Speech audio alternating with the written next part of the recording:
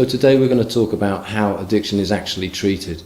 In an inpatient setting like here at the cabin, we use several techniques which are evidence-based and well-researched.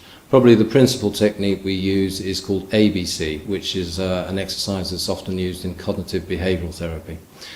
A stands for activator, or things which will activate unmanageable feelings within you, which is very common obviously with addicts. B stands for irrational beliefs. With addicts and people who have unmanageable feelings, their belief system is often irrational.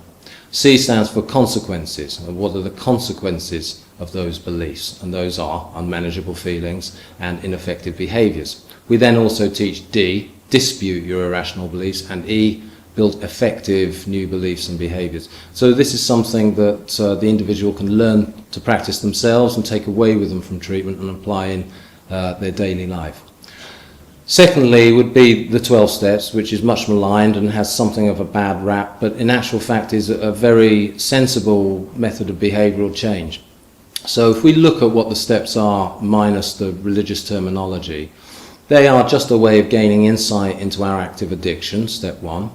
How to stop obsessively controlling things and people, step 2 and 3.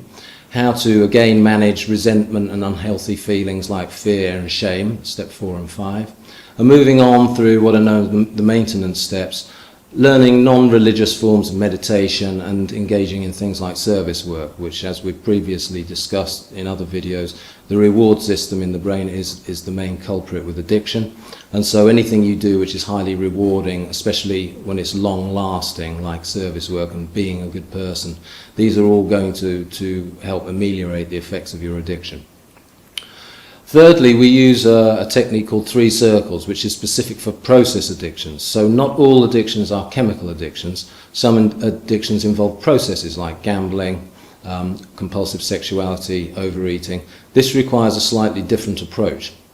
So with process addictions, you zone out what is active and dangerous, what is slippery, and what constitutes recovery.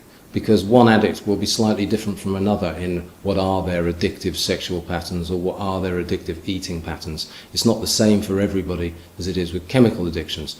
So the inner circle, or red zone, is telling us what is destructive and harmful and therefore addictive and must be stopped, things you cannot do.